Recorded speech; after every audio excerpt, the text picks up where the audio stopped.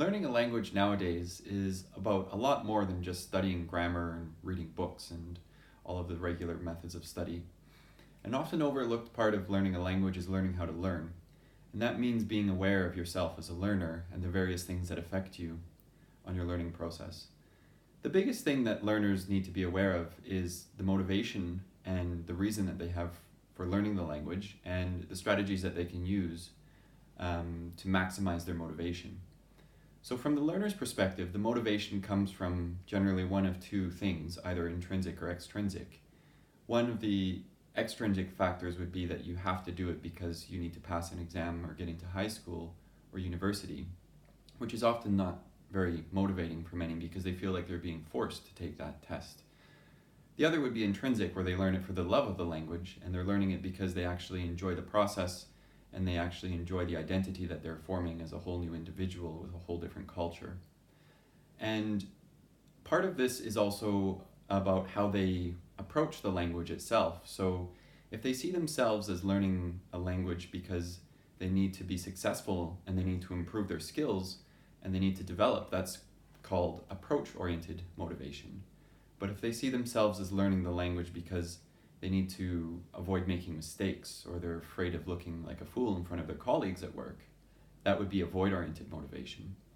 So from the learner's perspective, it's really helpful to be aware of these different kinds of motivation, but from the teacher's perspective, it's important to kind of develop the skills and strategies so that they can use the tools available to overcome any kind of barriers that they might feel that they're facing.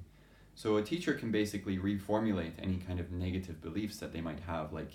I'm not good at English, can kind of be reformulated into something like I'm developing my English level. And then the teacher can equip them to become curious thinkers, to question everything and to look beyond the actual task itself in the classroom. And these are the kinds of strategies that are called critical thinking strategies, where the types of questions that the teacher asks are not just because the teacher is trying to elicit information, but because the teacher is trying to encourage deeper thinking and hopefully form habits that go beyond the classroom into real life and beyond the language itself, so that they emerge as curious individuals. That's part of the process behind inquiry-based learning, where the curriculum exists, but the learners guide it. So they basically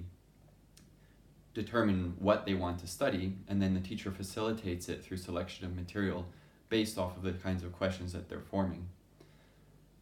Another key part of this is the reflective process, which combines elements of both of the mentioned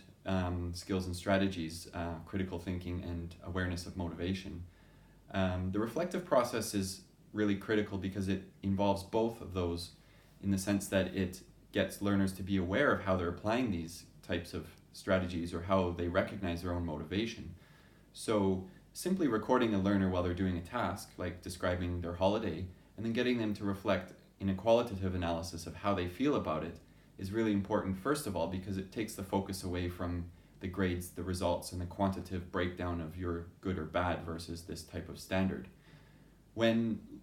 learners are encouraged to evaluate themselves holistically, then their motivation naturally tends to become more intrinsic, and they tend to become more approach-oriented because they also want to improve themselves and they feel like they're making progress, especially if they can see the progress versus the last time that they've attempted a similar task, if they can compare themselves and see the development. That type of progress is really important because it encourages them to have a growth kind of mindset where they see the learning process as something that's continually improving themselves, and it's helping them to reach the next level in their development rather than just meet specific criteria, tick boxes, and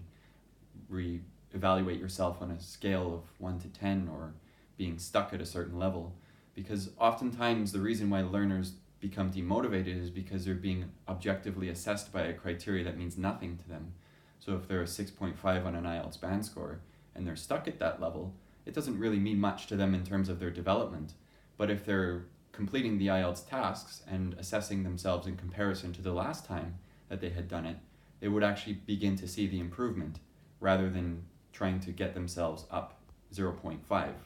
on a score that really means nothing to them. So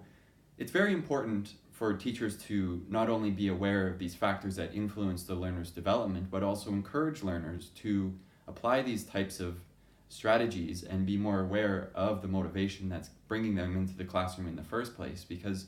too often students are just sitting in language classrooms for reasons that are completely beyond them, and they feel like they're kind of